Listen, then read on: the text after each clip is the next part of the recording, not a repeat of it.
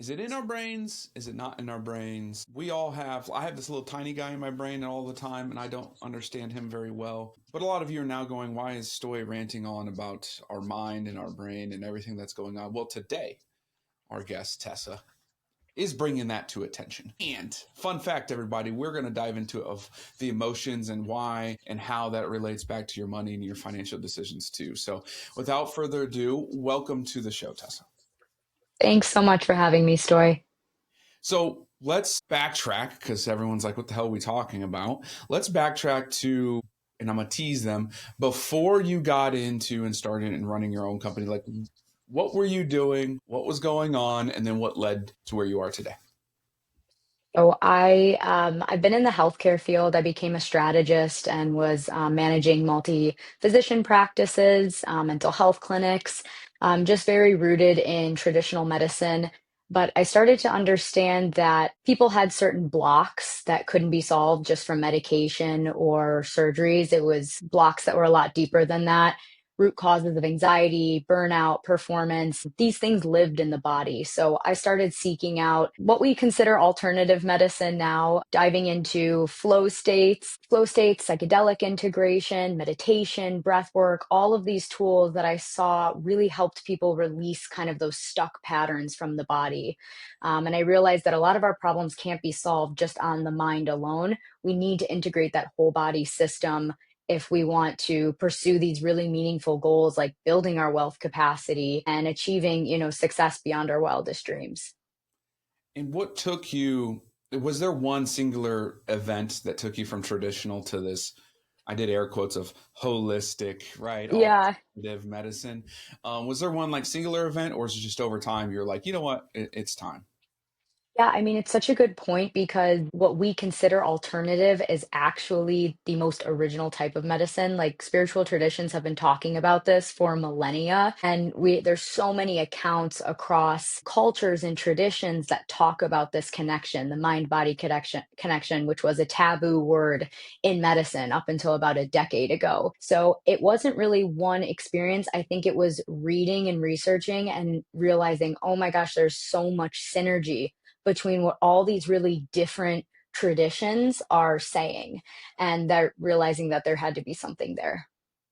Yeah, absolutely. Right. I'm fascinated with understanding what causes that shift, right? Yeah. Whether it's finally doctors just recognizing that it's out there, or was it people driving and going like, no, like this works, like this feels better. Because when I kind of relate it and tie it back to the money conversation, which we'll dive into more later, but it's like in my industry as well, we're going away from like investments being the traditional, and our alternative and holistic is actually more about your mind, your body, and understanding that to lead you to proper decisions. And so even in the last decade, actually it's really been about 4 years for us, we're seeing a huge integration in that, which is now changing the way our industry shifts. So I just find it very interesting that decade ago for you, 4 years for us, human history is coming back around type of thing. It's very interesting. So took you out Yep. of traditional. Why would you want to start your own company? Like why go that route? Why not join forces with someone? What was your thought behind that? Yeah, I think having your own company gives you a lot of autonomy. And there was just a lot of different ways that even in the alternative medicine or the holistic space, they had very much distinctions about what kind of verbiage they were willing to use, what they were willing to dip their toe in. I love sitting on the edge of knowledge and what's only beginning to be figured out or understood. That doesn't scare me. And I actually love bringing in science and tools to make that more meaningful and measurable. So, the areas that I really wanted to go, I wasn't seeing a lot of the employers that I worked with or wanted to partner with willing to go there. So, having my company was the greatest next step. And really, it became pulling a team together of people who are also so interested in being on that edge of knowledge, but coming together with individual expertise that made it all possible. Okay, so enough teasing on this, right? Yeah. We can talk about your business now. Um, so visualizing 360, what do you guys do? How do you operate, and how do you really help others?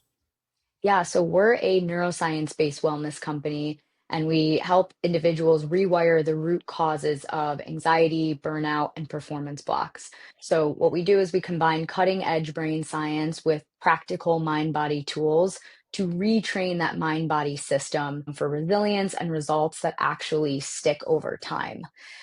So it's really pulling together a lot of different scientific disciplines, modalities, because when it comes to this work, one size definitely doesn't fit all. We've seen that time and time again. So giving people a suite of tools and letting them test out, what actually works for me, what resonates with me, has given us the greatest success and allowed us to help the most, like the widest range of people. What's been, I guess, dumb it down for me a little bit. I'm not the smartest in the bunch, but dumb it down for me a little bit in regards to when you talk about brain research and what you found in the data and all of those things. Like, in a simplified version, what's the most outstanding to you? Like, what's the thing that everyone knows of, but we just don't think of to operate into ourselves that is backed by all the research and data that you've done? Yeah, I think just the most incredible thing I see time and time again is how well the brain responds to these very quick tools to calm it down or to upregulate it for focus. Like this is something we can see on a QEEG brain scan. When I work with someone and I can tell they have an anxious mind just based on the results that we're getting from the scan. Maybe they're thinking about a lot of things, they're not sure what to expect. As soon as you go through just a quick relaxation technique, having them focus on their breath, having them drop into the body and do a body scan, the brain responds so well to that. And I think it's funny because even though we all might know these tools, in the moment when we're really overwhelmed, we just think, it's not worth it. It's not really going to do anything. I should keep overthinking and worrying. And for whatever reason, those things feel more productive to us. But if we could really understand that if you just take the time and actually do these things that you know are going to work, your brain will support you in that, in down regulating. What's your biggest hurdle as a business or personal or whatever when it comes to getting what you're doing out to more people and really truly helping them?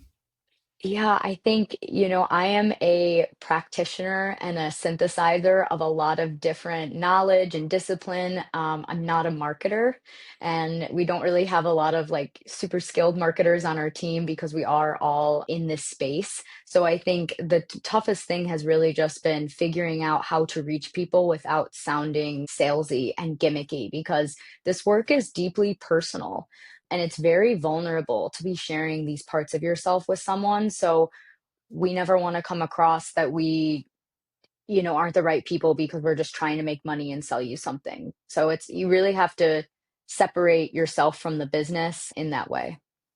How is it different than going to see a therapist?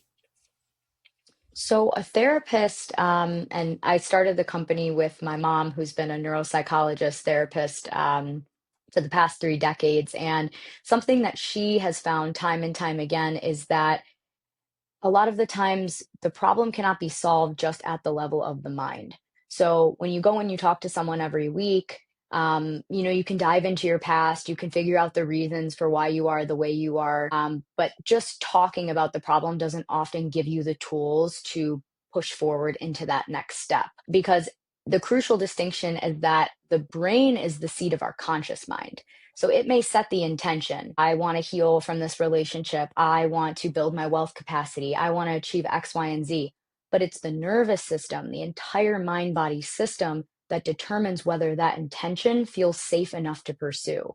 So if your body is stuck in survival mode, no amount of talking or thinking is going to override those subconscious signals telling you it's not safe to expand. Let's dive into that because we hear that a lot of like survival mode, right? Some Yep. people in my minds like integrate that with scarcity mindset, and to me they're different. They are different. They can be similar, but they're drastically different. So if I'm stuck and my body's stuck in survival mode, whether it's because I'm grieving or whatever, what can someone recognize that you can say like up front right now of like, hey, you're in survival mode, and these are the recognition steps for that to help someone connect that to their mind with their body. Yeah, so I think number one is removing any sense of shame for the way that you think, because we have to remember that this is subconscious and we don't have control over it.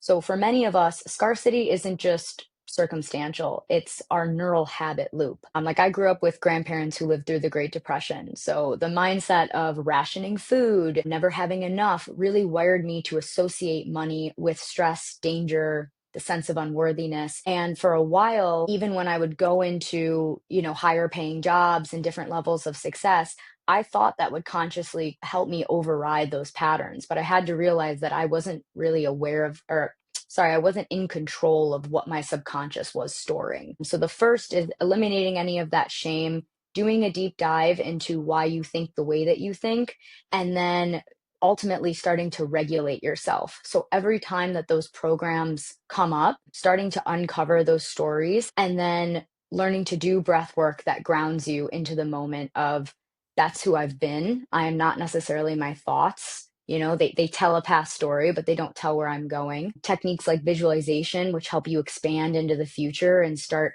expanding the mindset and training the brain to notice more opportunities. And then different somatic tools, which ultimately help you anchor new beliefs into the body. I want to connect the mind and the body from a fitness perspective. Former athlete myself, this is how my brain works. So we're going to go this way, folks. So stay with me. Yeah. You talked about training your mind and your brain to do something. We all know brain's a muscle. We also know our body is full of muscles as well. Can someone who is not like physically fit or have been through and trained their body, are they able to, or is it harder for them to train their mind then? Have you seen? No, well, actually, it's interesting. There's so much research, and you may have seen this in the performance space, but they will take athletes who visualize, let's say, throwing free throws in basketball, visualize exercising muscles in injury rehabilitation.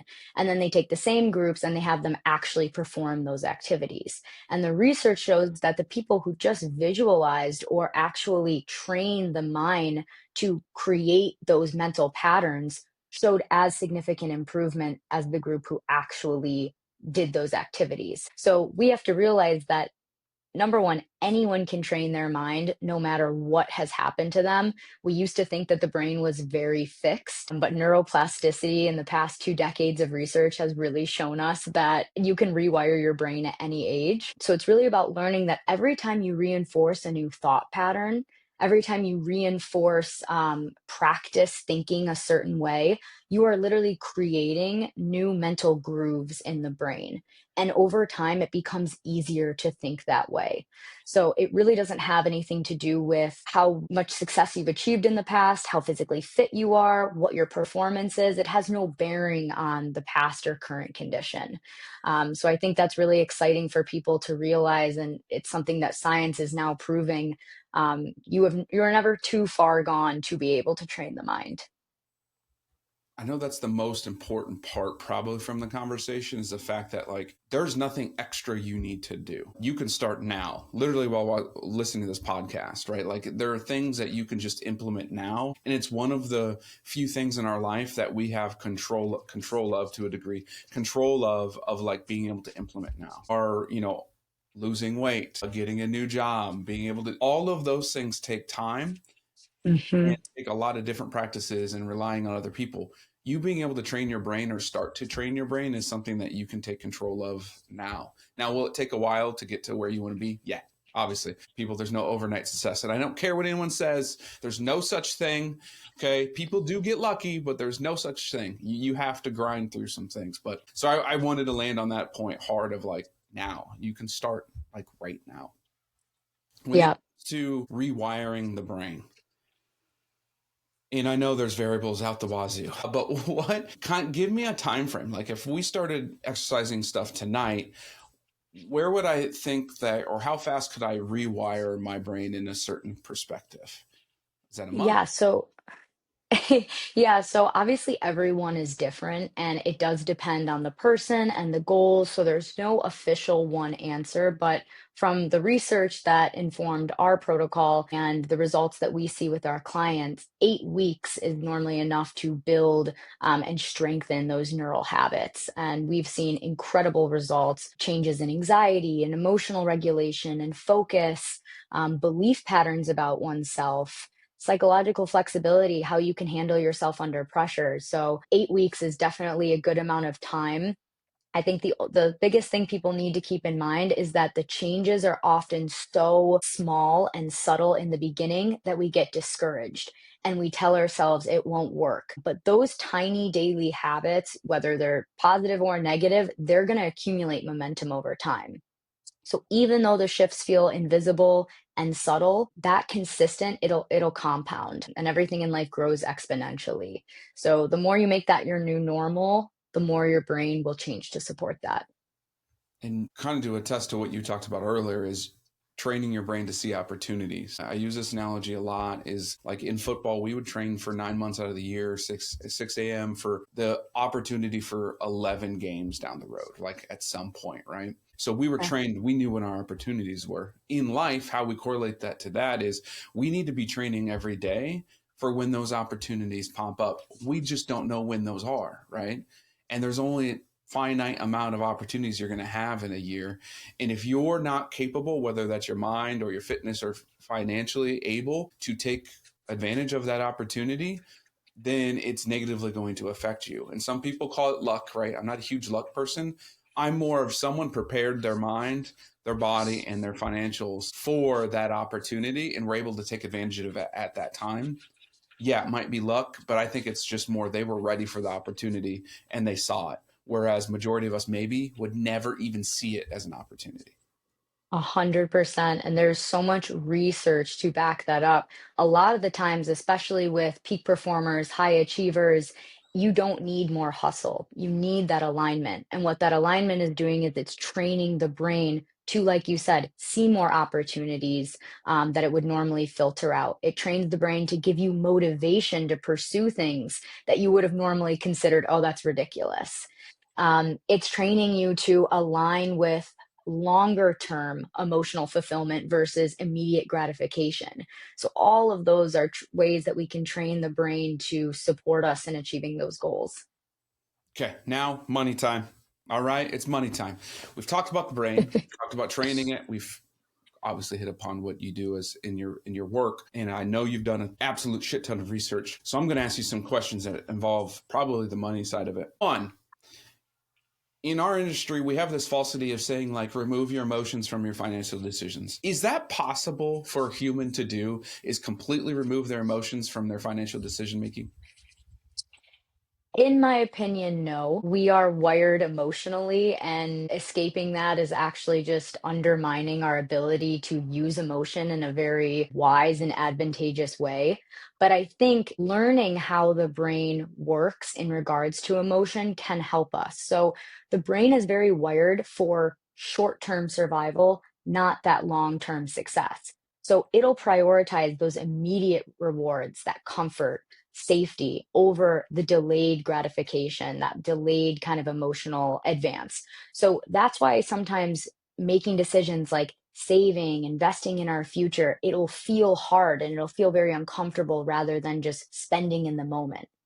So instead of trying to eliminate that drive altogether, we can realize that, okay, the prefrontal cortex that's governed my decision making is battling my deeper emotional brain that just craves these instant dopamine hits. But with intentional awareness and that reprogramming, we can break those reactive cycles. And then we can stop spending to soothe, and we can start building and making decisions that have lasting wealth capacity there. So, not eliminating the emotional brain, but becoming aware of it and working with it and getting those needs in other ways. See, people, I was right from the expert. I was right. Just saying. To kind of piggyback that, I usually use this in my practice of when we do someone's budget, because budget already puts people in a weird state of mind, right? They don't like the constraints or you name the things about being a budget. But I always throw in a line item called fun money.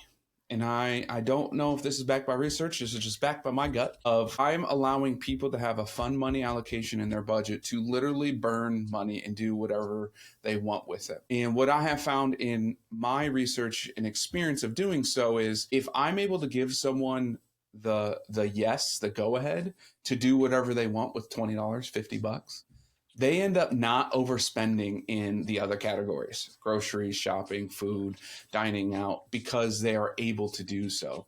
Is that part of that gratification type part of our brain, you think, where yes, you're allowed to go do that and therefore you can stick to the rest of the long term plan? Yes, there's research on New Year's resolutions and which ones actually stick for the longest, and it's all about framing for the brain. So instead of framing it as a loss of, okay, I have to save money, I can't, I can't go to my nights out, I can't go to dinners, I can't do this, I can't do that because I'm saving. Reframe it as I'm building up money to now get to do take a vacation and buy things for my family that I never got to do, and really reframing it in a way that now I get to have more fun with the money. Because again, the brain is just going to help motivate you to make those decisions when it thinks, okay, this is something I actually enjoy, and I can see a longer term benefit. Because when we train the brain to see the longer term benefit, it will actually support us in getting there. It's just overriding that mental friction in the beginning when it says, choose what's safe and familiar and what you're used to versus taking a chance on something new. In your experience in research, have you found majority of people's stresses is evolving around money, or is that just kind of the scapegoat that we hear? Yes, I think that we've all bought into money because it's a construct, right? It doesn't actually exist, but we've all bought into the construct of what it means for ourselves. And so many of us identify ourselves just based on what we have and how much we can spend. And I think that that false identity of thinking that's the reality of who we are is what's causing a lot of pain. And it's what's causing a lot of separation among people. And we have to realize that our nervous system determines our wealth capacity.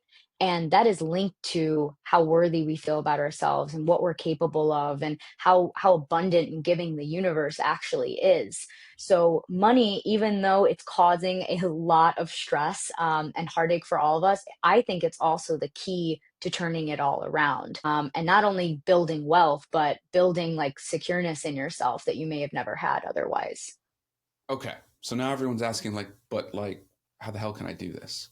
So without giving away all your trade secrets, of course, is there something that you can give the audience like today that they could start implementing and working on, a tool, a technique, or something to help them move forward? Yeah. So I think number one, most people try to fix their money problems externally, but they're not aware of the inner program that is running those outdated scripts. Like, I'm not good with money. I work so hard and I don't see results. People like me don't get rich. It's not easy.